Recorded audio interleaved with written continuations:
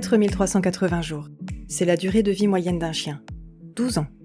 Nous aurons peut-être l'immense joie de profiter de certains d'entre eux pendant de nombreuses années supplémentaires, et la tristesse abyssale d'en perdre d'autres bien trop tôt à notre goût. Alors puisque leur route à nos côtés sera forcément éphémère, ne perdons pas de temps avec des théories vaseuses et des idées reçues d'un autre âge sur ce qu'est réellement un chien. Je m'appelle Céline Errand. Je suis éducatrice et comportementaliste canin à mon compte depuis le 1er avril 2019. Par le biais de mon entreprise Aura, accompagnement du chien de famille, j'ai pour vocation à aider les particuliers à développer leur relation avec leurs chiens, à mieux les comprendre et à leur permettre d'avoir une place pleine et entière au sein du foyer. Dans ce podcast, j'aimerais rendre honneur à celle que j'étais à 17 ans, celle qui avait soif d'apprendre mais qui n'a eu à sa disposition que des conseils défaillants. Je vous propose donc ici des ressources gratuites, développées et nuancées, exprimées avec beaucoup de tendresse et une pointe d'humour, pour permettre à toute personne intéressée de mettre un pied dans l'éducation canine sans y laisser des plumes. Et puisque la carte ne fait pas le territoire, j'inviterai à mon micro des professionnels de tous horizons pour une vision pluridisciplinaire et en 3 dimensions de nos partenaires canins. Parce que 4380 jours seront toujours trop courts, utilisons-les à bon escient pour devenir les meilleurs amis de ceux qui le sont déjà pour nous.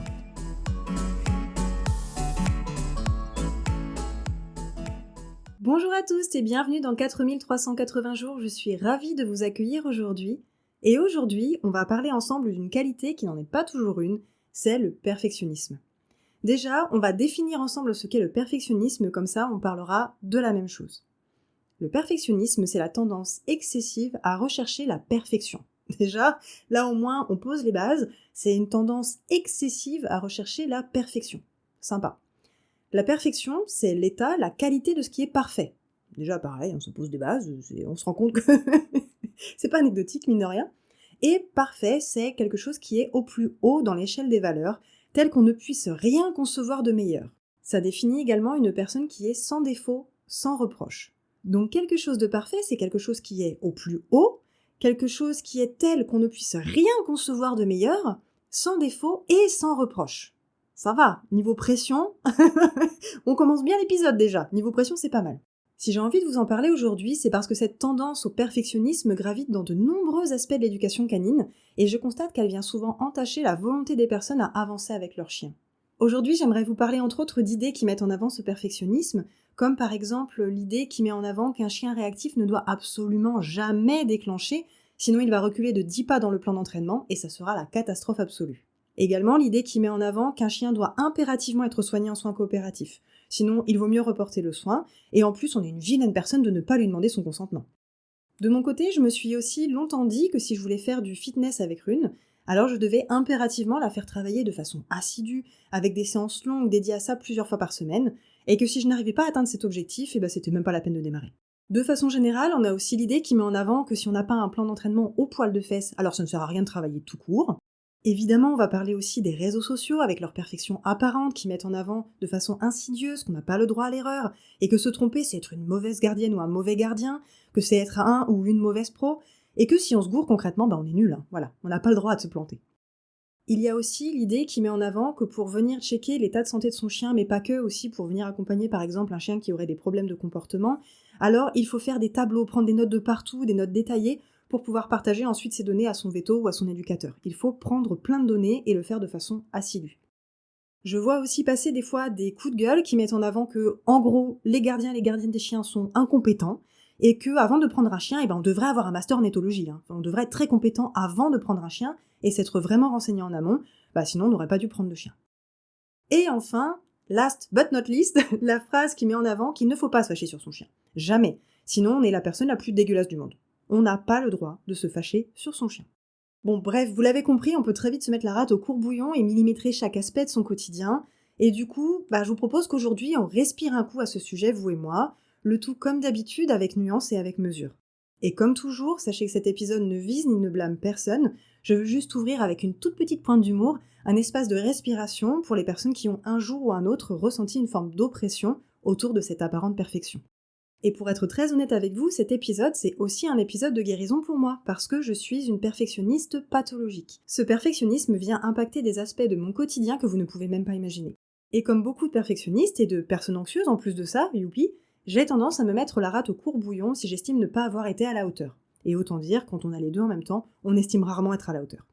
Alors, en écoutant cet épisode, si vous êtes consentant et consentante bien entendu, je vous fais un gros câlin avec plein d'amour dedans, Un gros câlin bourré d'empathie car je sais viscéralement ce que c'est que d'être fondamentalement perfectionniste et l'impact que ça peut avoir sur soi dans le quotidien. Commençons déjà par déconstruire cette première idée, celle qui met en avant qu'un chien réactif ne doit absolument jamais déclencher, sinon il va reculer de 10 pas dans le plan d'entraînement et ça sera la catastrophe absolue. Cette idée vient mettre en avant un certain nombre de choses, et souvent la conséquence de cette idée-là, c'est de veiller à sortir son chien à 3 heures du matin, de se mettre la rate au courbouillon à chaque fois qu'on croise un chien, si admettons notre chien est réactif au chien. C'est également s'auto-flageller en se disant que oh mon Dieu, bah voilà, je lui fais croiser un chien, il a aboyé 2 fois, ça y est, c'est la mort, on va mourir. Alors, on va respirer 2 secondes, vous et moi, par rapport à ça. Ceci étant, je tiens quand même à le préciser, je n'accompagne pas les chiens réactifs par choix, parce que j'ai eu moi-même un chien réactif qui était vulcain, et ça a été un trigger pour moi, donc je ne me sens pas d'accompagner les personnes en sachant que moi-même j'étais débordée avec mon chien.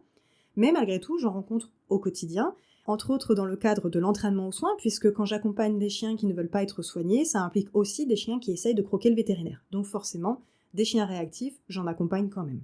Et donc j'aimerais qu'ensemble, on respire un peu par rapport à ça, parce que certes, effectivement, l'idée est de faire déclencher son chien le moins possible, parce qu'à chaque fois qu'il déclenche, ça va remettre des pièces dans la mauvaise tirelire, on s'entend.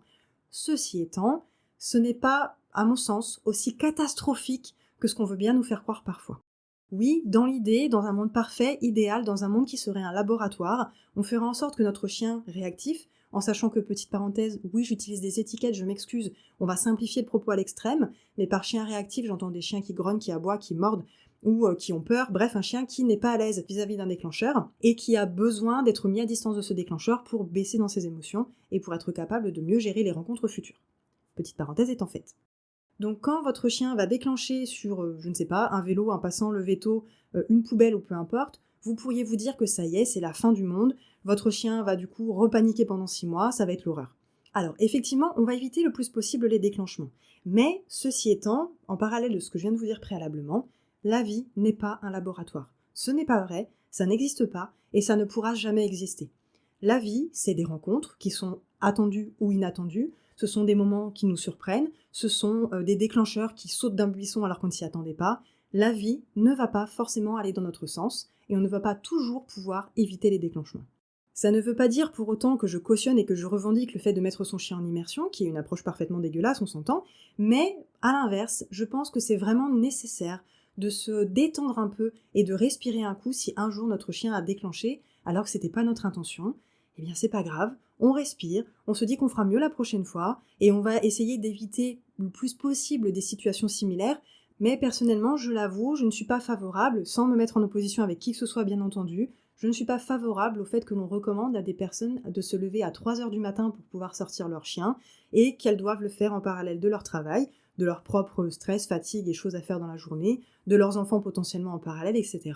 Je trouve que c'est beaucoup de charge mentale pour les humains et les humaines qui doivent mettre en application ce genre de conseils, et j'ai constaté dans mes accompagnements que les personnes à qui on avait recommandé ça étaient au bord du burn-out, donc je ne suis sincèrement pas favorable à ça, parce que si on veut faire avancer le chien, d'accord, mais jamais au détriment de l'humain non plus. Donc si on veut que notre chien soit dans un environnement qui soit le plus parfait possible pour qu'il évolue, mais qu'en parallèle on oublie la fatigue, l'émotion, les choses à gérer de l'humain, je trouve qu'on ne fait que la moitié du travail, encore une fois, sans reproche aucun. Mais de ce fait, j'aimerais beaucoup que l'on respire par rapport à ça. Un chien réactif qui déclenche à un moment donné ne va pas pour autant s'effondrer d'un coup et s'émietter comme un vase ancien, et donc vous n'allez pas vous retrouver avec un chien qui est en PLS total parce qu'il a eu le malheur de voir un vélo à 300 mètres alors que vous aviez fait attention à ce que ça n'arrive pas. Donc pour résumer mon idée autour de cette première phrase, oui, effectivement, l'idée c'est d'éviter le plus possible les déclenchements, mais n'oubliez pas que la vie c'est le mouvement, que la vie elle ne va pas forcément aller dans votre sens, et que la vie n'est pas un laboratoire. Donc oui, des déclenchements, il y en aura, mais dans ces cas-là, on respire, ce n'est pas grave, ce n'est pas de votre faute, et on fera mieux la prochaine fois. D'accord ? Donc petit bisou à vous, rassurez-vous, ce n'est pas parce que votre chien a déclenché une fois que ça y est, tout est foutu. Parlons maintenant du fait qu'un chien doit impérativement être soigné en soins coopératifs, sinon il vaut mieux reporter le soin, et qu'en plus, on est une vilaine personne de ne pas lui demander son consentement, donc il faut absolument soigner uniquement en soins coopératifs pour tous les chiens et pour tous les soins.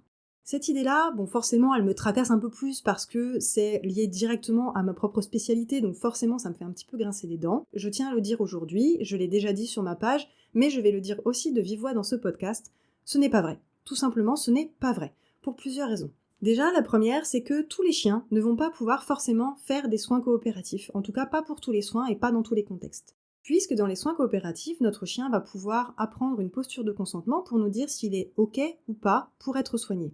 Seulement voilà, tous les soins ne sont pas du brossage ou un nettoyage doux des oreilles. Certains soins sont aversifs, douloureux, intrusifs, c'est-à-dire qu'ils rentrent dans le corps.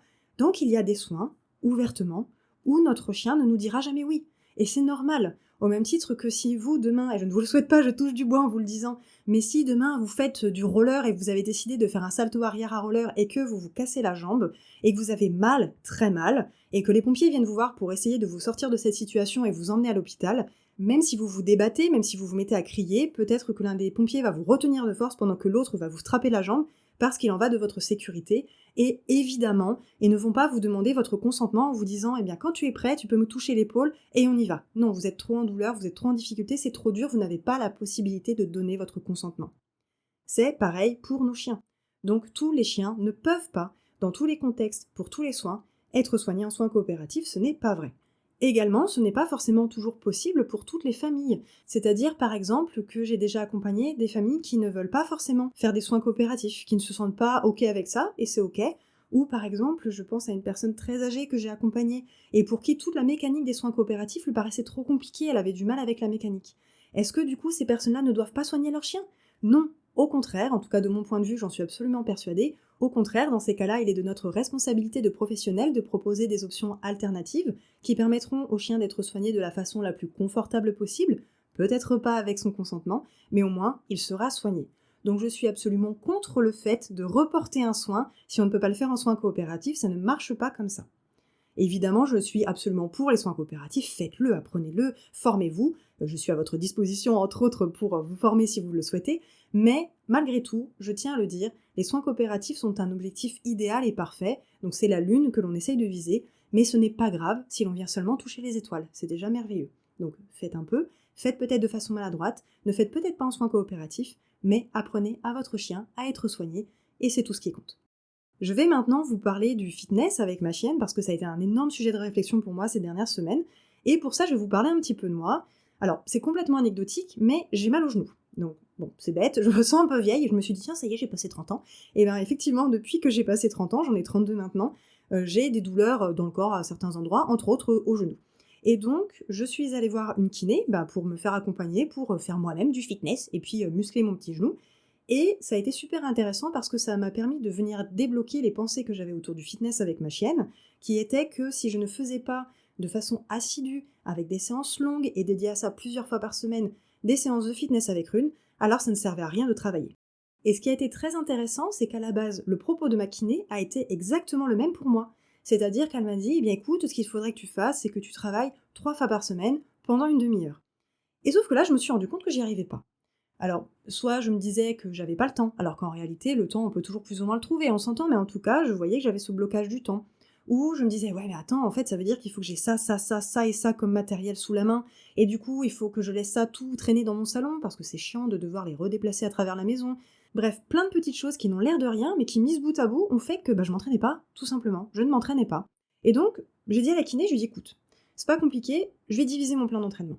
Je vais juste travailler quand je le peux et quand j'y pense. Je ferai pas une demi-heure d'affilée, je ne travaillerai pas tous les exercices en même temps, mais dès que j'ai une pause entre 2 séances, dès que j'ai envie, besoin de bouger, dès que j'y pense, dès que je me sens prête à ça, je vais faire une séance de fitness et on verra ce que ça donne.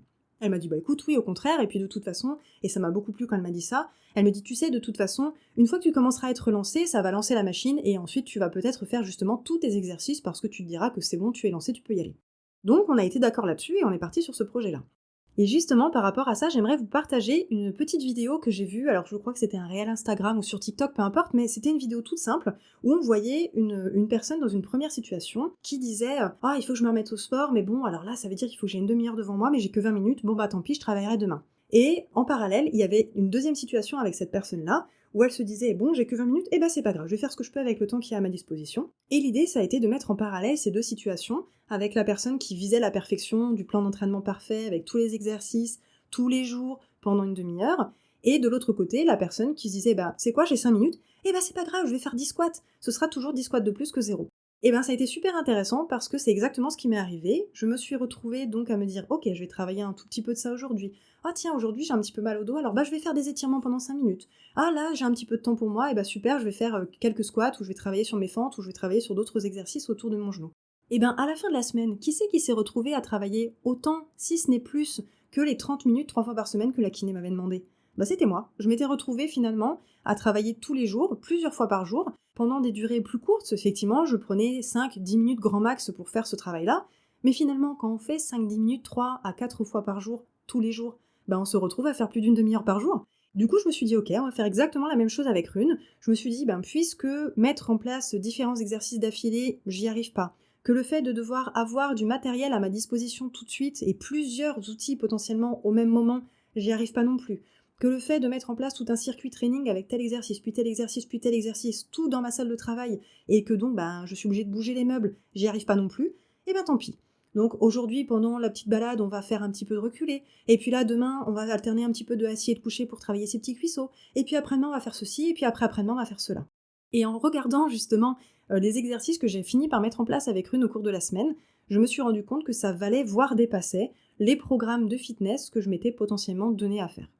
Donc, j'aimerais insister sur ça parce que on a tendance, et ça je vais en reparler après, mais on a tendance justement à se dire que si on n'a pas atteint les 100% de ce qu'on veut atteindre, donc en l'occurrence dans mon cas c'était 30 minutes d'exercice d'affilée, et ben ça vaut pas le coup, donc autant rester à zéro. En réalité, non, il vaut mieux potentiellement faire un petit peu, mais faire plutôt que ne pas faire du tout. Et j'aime beaucoup une phrase qui m'a été partagée il y a quelques temps.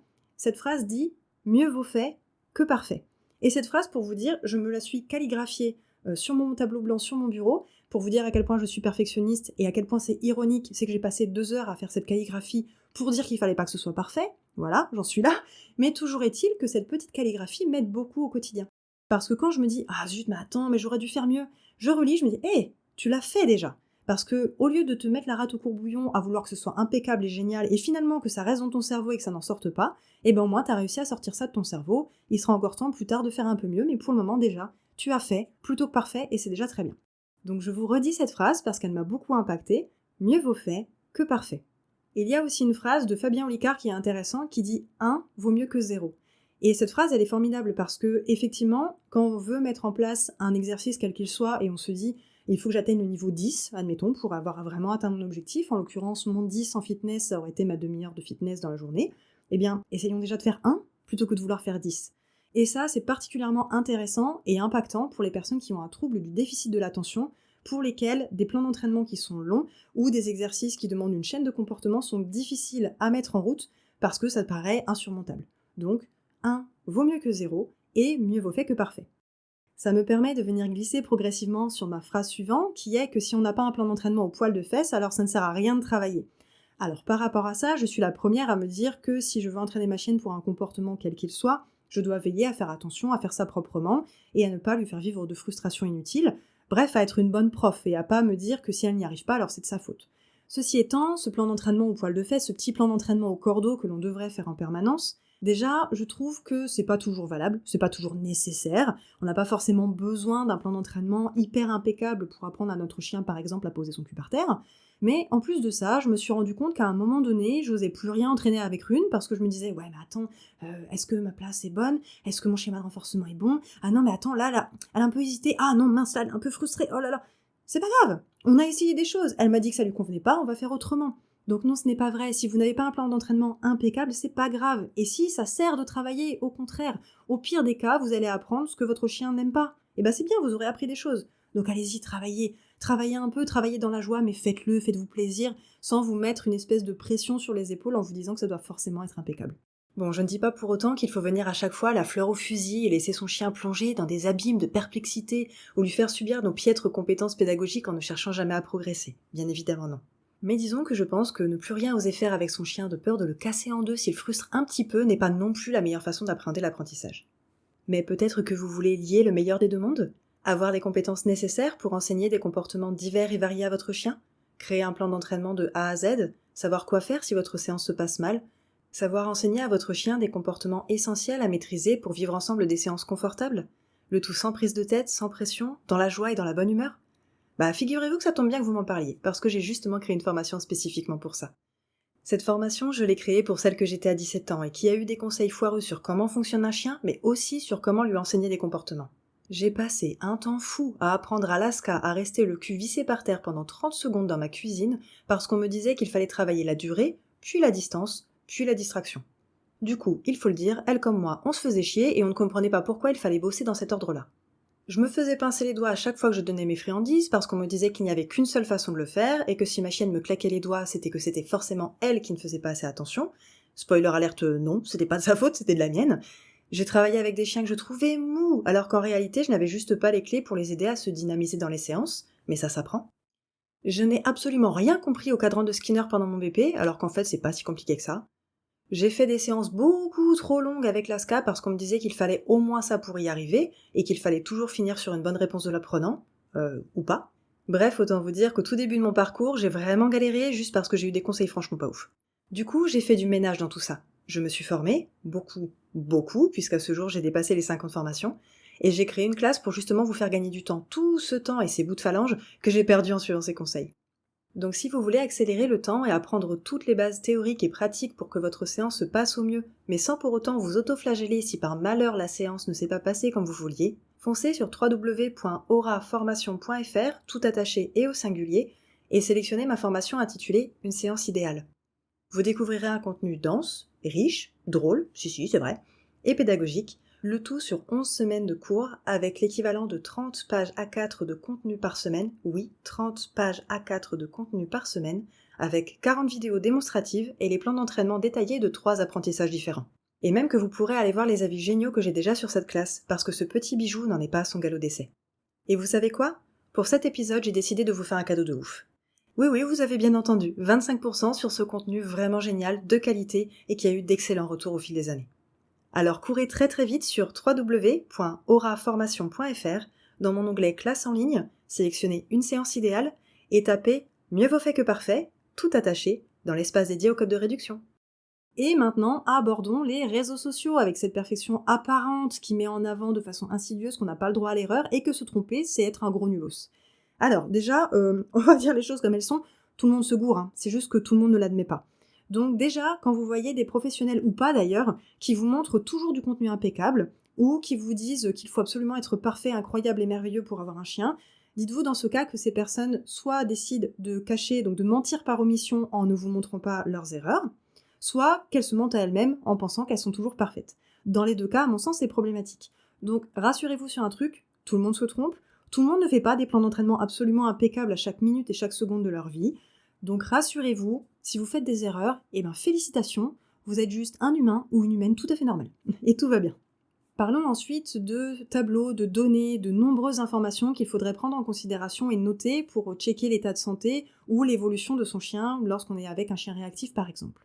Alors, comme pour tout le reste d'ailleurs, comme vous avez peut-être pu le voir, j'espère en tout cas que c'est ce vers quoi je vous ai emmené, mais dans toutes ces phrases, tout n'est pas faux. Et effectivement, dans cette phrase-là, c'est tout à fait pertinent de faire des tableaux, de prendre des notes, de s'assurer que ça va mieux ou ça va moins bien.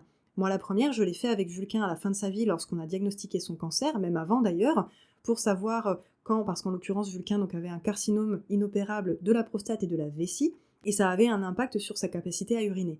Et donc je notais tous les jours s'il avait réussi à uriner, quel était potentiellement son débit, est-ce que ses urines étaient claires ou pas, pour m'assurer qu'il n'y ait pas de sang dans les urines, de m'assurer aussi que mon chien mangeait avec appétit, est-ce qu'il arrivait à prendre ses cachets, est-ce qu'il arrivait à dormir, bref, tout ça je l'ai pris en compte pour ensuite pouvoir le donner à ma vétérinaire pour lui dire écoute voilà, là ça va mieux, avec ça va moins bien. J'ai fait aussi la même chose avec Rune quand elle a eu une infection bactérienne digestive. Donc Rune avait des petites bactéries dans son bidou et donc elle a eu des diarrhées pendant un bon moment. Et pareil, j'ai noté, c'est pas très ragoûtant certes, et j'ai pas pris de photos, même si certains le font et je le comprends, mais du coup j'ai pris en note le nombre de selles qu'elle faisait par jour, la texture de ces selles, s'il y avait du sang ou pas dedans, si tel ou tel traitement antibiotique fonctionnait ou pas, si elle avait de l'appétit ou pas, si elle avait potentiellement de l'apathie, bref, comment elle se sentait de façon générale pour voir si oui ou non le traitement fonctionnait. Et ça, c'est hyper pertinent, c'est hyper intéressant. Cependant, on peut vite tomber dans une espèce de biais où à terme on finit par absolument tout noter, chaque milliseconde de la vie de nos chiens pour s'assurer de vite prendre en considération un problème de santé potentiel. Et ça m'est arrivé moi-même où je me suis retrouvée à tout noter, ce que ma chienne mangeait, combien de temps elle se baladait par jour, dans quoi elle mangeait, quelle était donc du coup l'alimentation que je lui donnais, quel était l'état de ses selles, est-ce qu'elle dormait bien, est-ce qu'elle mangeait avec appétit, est-ce qu'elle avait des problèmes de peau, etc. etc. Et à un moment donné, je me suis dit, attends, est-ce que c'est vraiment nécessaire de prendre en note, de faire un bullet journal d'absolument toute la vie de ton chien, alors qu'en réalité elle va bien? Donc je comprends la volonté de vouloir le faire, surtout lorsqu'il s'agit d'un problème de santé. Je comprends aussi la volonté de vouloir le faire quand notre chien a par exemple des comportements agressifs et qu'on veut s'assurer qu'on est en progression vis-à-vis de cette problématique-là. Mais une fois qu'on a passé la crise, entre guillemets, autorisez-vous à poser votre carnet et juste profiter de votre chien et à ne pas vous mettre la rate au courbouillon en vous disant que « Oh mon Dieu, ça fait 3 jours que j'ai pas noté des choses sur mon chien, c'est la mort ». Non, ça l'est pas. D'accord? Ça ne l'est vraiment pas. Si je vous en parle, c'est parce que j'ai pris plusieurs semaines à me rendre compte que je continuais à prendre des notes sur l'état de santé de Rune alors qu'elle allait clairement mieux, et que à un moment donné, je m'auto-flagellais en me disant « Oh mince, hier j'ai pas noté tel truc, mon Dieu, mais c'était quelle information? C'est tellement important !» Alors qu'en réalité, soyons honnêtes, si Rune avait fait 2 caca au lieu d'un dans la journée, c'était pas catastrophique, et si je n'avais pas cette donnée-là, c'était pas la mer à boire non plus. Maintenant, je vais rebondir sur le coup de gueule que j'ai pu voir de temps en temps, c'est assez rare, mais j'ai quand même vu quelques fois cette idée qui met en avant que, en gros, les personnes qui prennent des chiens sont pour la plupart du temps incompétentes, et que gna gna gna, c'est vraiment pas bien, ils auraient dû se renseigner avant. Alors, je comprends l'idée de fond, même si je trouve ça extrêmement jugeant, mais je comprends l'idée de fond, et je comprends l'idée de vouloir que toute personne se forme. En général, les personnes qui poussent ces coups de gueule-là sont des pros elles-mêmes. Ce sont des personnes qui se sont formées pendant plusieurs mois, voire souvent plusieurs années, et donc ont un bagage assez solide en ce qui concerne l'éducation, le comportement du chien, son langage corporel, ses postures, etc. Et donc se disent que tout le monde devrait faire pareil. J'avoue que personnellement, je suis pas forcément tout à fait d'accord avec ça. Alors si oui, effectivement, j'estime moi aussi qu'il faut se renseigner quand même un minimum, et donc éviter par exemple de tomber dans les travers d'éducation coercitive par exemple, ou partir du postulat qu'un chien heureux c'est un chien attaché au bout d'une chaîne, évidemment que non, mais au-delà, vouloir qu'une personne qui prend un chien veuille absolument se former pour devenir soi-même en gros éducateur canin, non, je trouve que c'est un petit peu abusif et je trouve que ça ne peut pas représenter la réalité de terrain, parce que si nous, professionnels, nous avons décidé de nous consacrer à ce métier, de nous consacrer aux chiens, de potentiellement manger, boire, dormir et respirer chien au quotidien, ce n'est pas forcément le cas des gens qui prennent un chien, et ça ne veut pas dire pour autant que ce sont des personnes horribles. C'est-à-dire que j'ai beaucoup aimé, alors ça m'a fait mal à l'époque, ça a fait mal à mon ego, mais j'avais rencontré un éducateur canin il y a plusieurs années maintenant, ça doit faire 10 ans, et il s'est avéré qu'on a discuté à un moment donné d'un chien qui allait être adopté, et j'étais en train de grogner un petit peu parce que j'étais toute jeune, toute fraîche et pleine de certitude. J'étais en train de grogner parce qu'une famille avait pour projet d'adopter ce chien, et que j'estimais que potentiellement il n'était pas assez compétent pour accompagner ce chien-là. Et c'était très intéressant parce qu'il m'a regardé dans les yeux, c'était assez ferme, il me dit « Mais tu penses que tu seras compétente, toi ? Parce que tu penses vraiment que toi, tu es meilleur qu'eux, que toi, forcément, tu vas pouvoir rendre tous les chiens du monde heureux ? Tu penses vraiment que ça va être le cas ?» Bon, sur le coup, je me suis pris un aller-retour au niveau de l'ego. Mais, ceci étant, il n'avait pas tort. C'est-à-dire qu'on a tendance à se dire que il faut forcément être éducateur canin pour que les chiens soient épanouis. En réalité, pas forcément. Et en général, en tout cas, je l'espère, parce que c'est quand même le cœur de notre métier, qu'on l'admette ou pas, notre métier, c'est avant tout d'accompagner l'humain pour qu'ensuite il puisse rendre son propre chien heureux. Donc au final, si les gens ne sont pas encore bien formés sur l'accompagnement d'un chien, s'ils ne savent pas exactement comment un chien ça fonctionne, bah c'est pas grave, on est là pour leur apprendre après tout. C'est notre métier. Si les gens étaient tous aussi bons que des éducateurs canins, on n'aurait pas de métier, on serait tous au chômage.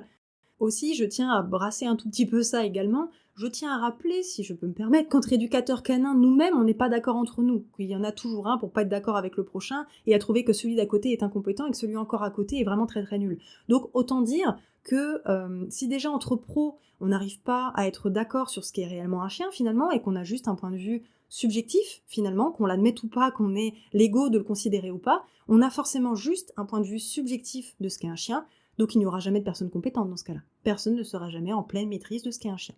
Donc non, on n'a pas besoin d'avoir un master en éthologie pour avoir un chien et pour le rendre heureux. Parlons maintenant de cette dernière phrase que je voulais aborder avec vous, cette phrase qui dit qu'il ne faut pas se fâcher sur son chien, jamais, que quand on est en éducation dite positive, alors on doit absolument se contenir et se retenir et ne surtout pas se fâcher, sinon on est objectivement la personne la plus dégueulasse de la galaxie. Du coup, déconstruisons ça ensemble parce que je ne suis pas du tout d'accord avec cette phrase. Bon, déjà, l'intitulé éducation positive, je ne l'aime pas du tout et je ne me sens pas du tout concernée par celui-ci. Je trouve que ça veut tout dire et que ça veut rien dire, donc voilà, je tiens à le dire, mais je vais simplifier le propos parce que généralement, éducation positive, on comprend à peu près ce que ça veut dire, c'est-à-dire d'éduquer son chien avec empathie, en se basant principalement sur le renforcement positif, et en gros de ne pas lui mettre des coups de tatane pour lui apprendre des trucs. Bon, on va rester sur ça du coup, on va simplifier le propos. Ceci étant, je trouve que cette phrase pose vraiment problème parce qu'elle oublie de faire la distinction entre éducation et réaction. C'est-à-dire que, effectivement, lorsque par exemple on accueille un bébé chien à la maison et qu'il est en train de mâcher les pantoufles, oui j'ai dit le mot pantoufle, je suis vieille, me jugez pas, eh bien effectivement, en éducation dite positive, on ne va pas lui mettre un coup de pantoufle en lui disant qu'il faut pas mâchouiller la pantoufle. J'ai dit beaucoup trop de fois le mot pantoufle, je m'excuse. Face à cette scène, on se retrouve dans une situation qui se veut éducative, c'est-à-dire que l'on doit apprendre au chiot le bon comportement entre guillemets, de façon pédagogique et de façon positive. Si tant est que positif, encore une fois, veut dire quelque chose. Donc, dans cette situation-là, par exemple, on va ranger les chaussons, on va lui donner autre chose à mâchouiller, on va le féliciter quand il laisse les chaussons, on va lui apprendre à les laisser quand on lui demande, bref, on peut lui apprendre plein de choses et effectivement, on va éviter de lui mettre un coup de tatane. Seulement ça, c'est un contexte éducatif.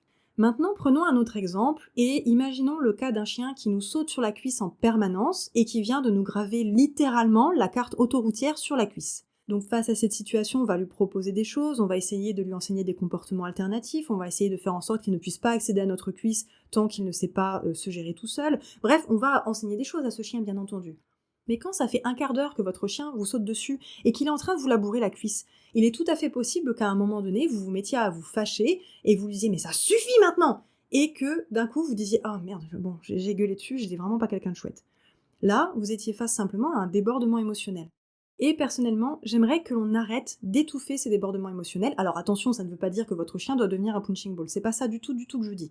Mais ce que je veux dire, c'est que je ne trouve pas ça plus sain de demander aux gens de devenir des moines bouddhistes, de leur demander de devenir des personnes toujours placides, toujours sereines, jamais un mot plus haut que l'autre, et qui tendent l'autre joue quand ils se prennent une gifle. Ça ne marche pas comme ça dans la vie, et c'est normal d'avoir des débordements émotionnels, c'est surtout vers ça que je veux vous emmener. Encore une fois, votre chien ne doit pas devenir un punching ball, et si vous vous énervez régulièrement sur votre chien, il y a des choses à questionner bien entendu, mais j'aimerais que l'on arrête de marteler les gens qui viendraient un jour par malheur à engueuler leur chien en leur disant que mais en fait t'es une personne parfaitement dégueulasse. Mais dis donc, tu aurais dû te gérer, tu aurais dû te contenir, tu aurais dû être une personne parfaitement incroyable qui fait de la méditation tous les jours et qui mange bio et qui cuisine tous les jours pour ses enfants.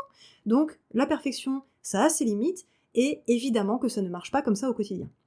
Je pense aussi bien entendu à plein d'autres situations, comme par exemple notre chien qui d'un coup a tiré en laisse et est descendu du trottoir alors qu'une voiture arrive et où on le tire de force par la laisse en gueulant parce qu'on a eu très peur. Pareil, c'est un débordement émotionnel, ça ne fait pas de vous une personne horrible. C'est exactement la même chose qu'une personne qui aura malheureusement giflé son enfant dans cette situation-là, juste parce que, oh mon Dieu, j'ai eu tellement peur de te voir mourir devant mes yeux, que j'ai eu une réaction complètement disproportionnée et complètement inadaptée, bien entendu. Donc ce que je veux dire par là, de la façon peut-être la plus maladroite possible, et j'espère que vous avez compris le fond de mon propos, c'est que oui, évidemment que dans une approche éducative, on va tout faire pour être la personne la plus pédagogue possible, faire preuve de patience, être à l'écoute de notre chien et de notre chiot, lui permettre d'avoir un contexte pour pouvoir travailler de la façon la plus confortable possible, gérer l'environnement le plus possible pour que notre petit kiki ne vienne pas manger les fils électriques, bien entendu, mais il y a aussi des moments où simplement ça ne se passe pas comme prévu, des moments où on a eu mal, des moments où on a eu peur, et des moments où juste on a débordé, et ça arrive. Donc dans ces cas-là, vous vous excusez platement auprès de votre petit chien, vous respirez un coup, vous allez prendre l'air pour faire redescendre l'émotion, parce que cette émotion elle est légitime, elle a le droit d'être là, et l'étouffer ne va pas vous rendre service, et ensuite vous pourrez potentiellement revoir votre plan d'entraînement et travailler différemment avec votre chien. Mais vous avez le droit, vous aussi, de vivre des émotions, d'accord ? C'est complètement ok. Donc pour résumer tout ce que je viens de vous dire, c'est que concrètement, tout ce que je viens de vous dire là, toute la liste que je viens de mettre en avant, elle n'est pas fausse. Oui, effectivement, idéalement, un chien réactif ne devrait pas déclencher pour éviter qu'il remette encore des pièces dans la mauvaise tirelire. Oui, dans un monde parfait et idéal, tous les chiens devraient et pourraient être soignés en soins coopératifs. Oui, effectivement, pour avoir de véritables progrès, il faudrait que je travaille avec ma chienne et avec moi-même au moins une demi-heure tous les 2 jours pour avoir un contexte de travail qui soit le plus adapté possible et qui me permette de progresser le plus vite possible. Oui, tout à fait, il faudrait que l'on ait des plans d'entraînement propres pour pouvoir entraîner nos chiens, pour leur éviter d'être frustrés ou d'être dans une situation difficile parce qu'on ne leur enseigne pas les choses de façon confortable. Oui, pour checker l'état de santé de notre chien, il est nécessaire de prendre des données et ça sera très précieux pour pouvoir donner des ressources importantes à notre vétérinaire. Oui, quand on prend un chien, ça serait quand même bien de se renseigner sur ce qu'est concrètement un chien et aussi sur la race que l'on décide d'accueillir dans notre foyer pour éviter ensuite d'en baver parce que notre chien, finalement, n'est peut-être pas si adapté à notre quotidien. Et oui, bien sûr que, idéalement, dans un monde parfait et incroyable, on essaye d'être la personne la plus pédagogue possible pour notre petit chien qui vient d'arriver dans le foyer et qui, ne l'oublions pas, est simplement un chien dans un monde d'humains et qui a donc tout à apprendre. Tout ça, c'est vrai. Mais si on vise à chaque fois une perfection absolue pour chacun de ces points-là, 1. Vous allez vous mettre la rate au courbouillon. 2. Tout simplement, vous n'allez pas l'atteindre. Tout simplement, vous n'arriverez pas à être parfait et parfaite sur tous ces aspects-là. Même sur un seul de ces aspects, ça ne sera pas possible. Parce que la vie, c'est le mouvement. Parce que la vie, c'est le changement. Parce qu'il y a des choses dans votre quotidien qui vont venir vous mettre des bâtons dans les roues. Et personnellement, j'ai constaté que cette perfection, lorsque je la mettais en confrontation avec l'environnement et que, forcément, ça ne se passait pas comme je le voulais, puisque si moi je visais la perfection, la vie, elle, continuait à tourner sans moi, et donc il y avait forcément des choses qui venaient m'impacter et mettre donc des bâtons dans les roues de mon plan d'entraînement, eh bien j'explosais de frustration, parce que je me disais, mais c'est pas possible, mon plan est bon, il y a celle qui était bien, et puis là, comme par hasard, eh ben, il y a un chien qui aboie dans la rue, et puis paf, mon plan d'entraînement il est foiré. Ou, ah zut, j'ai voulu sortir Vulcain dans un endroit au calme, et puis bah finalement, comme par hasard, je suis tombée nez à nez avec un chien en liberté, et voilà, super, et ben c'est quoi ces cons de gens qui ont toujours un chien en liberté? Et en fait, à la fin, on finit par devenir aigri, on finit par devenir en colère contre le monde entier, on finit par se faire du mal émotionnellement en se disant, eh ben voilà, tu vois, cette semaine, j'ai toujours pas fait de fitness avec mon chien. Et voilà, à cause de moi, bah forcément, il va pas être musclé, et du coup, à cause de moi, il aura des problèmes de santé plus tard, et gna, et gna, et gna. Et donc à la fin, on se retrouve avec la tête grosse comme une pastèque, à se ronger les ongles en se disant, mais c'est pas possible en fait, je ne vais jamais y arriver. Alors que si finalement, on se dit, ok, tu sais quoi, c'est pas grave. Il a déclenché? C'est pas grave. Là aujourd'hui, j'ai dû malheureusement faire une contention à mon chien parce qu'il était blessé et qu'il fallait le soigner. C'est pas grave. Je n'ai pas réussi aujourd'hui à faire ma séance d'une demi-heure, mais j'ai réussi à faire 20 minutes. Et ben c'est déjà super. Ah ok, c'est vrai, mon plan d'entraînement était pas impeccable, mais au moins, on a essayé quelque chose avec ma chienne, et en plus de ça, elle a pu me montrer ce qui lui convenait, ce qui lui convenait moins. Très bien, c'est impeccable. Ah oui, ok, effectivement, bah j'ai pas réussi à faire un plan d'entraînement aussi parfait que les autres personnes sur les réseaux, mais finalement, est-ce que leurs plans d'entraînement sont toujours aussi parfaits que ça, ou est-ce qu'elles sont juste en train de me mentir? Ah oui, bon d'accord, c'est vrai, j'ai pas rempli mon tableau hier, mais est-ce que c'est vraiment si important que ça de savoir que ma chienne a fait 2 caca au lieu de 3 aujourd'hui? Bref, à partir du moment où on se dit que ce n'est pas grave, eh ben ça va vachement mieux. Alors bien sûr, je ne vous dis pas qu'il faut devenir absolument laxiste, qu'il faut s'en foutre de tout, qu'il ne faut plus rien préparer, qu'il ne faut plus prendre de données, qu'il faut balancer son chien réactif sur les gens en se disant bah c'est pas grave. Évidemment que non. Mais là aujourd'hui, quand je vous fais cet épisode-là, je ne parle pas aux personnes qui de base s'en foutent. Ces personnes-là, elles n'ont pas besoin de moi. Là, je suis en train de parler aux personnes perfectionnistes encore une fois. Et les personnes perfectionnistes, telles que vous et moi, vous les personnes qui m'écoutez et qui vous sentez peut-être un petit peu concernées par ce que je viens de vous proposer. Dans ces cas-là, quand on est perfectionniste, on est à une distance intersidérale d'être une personne qui s'en fout.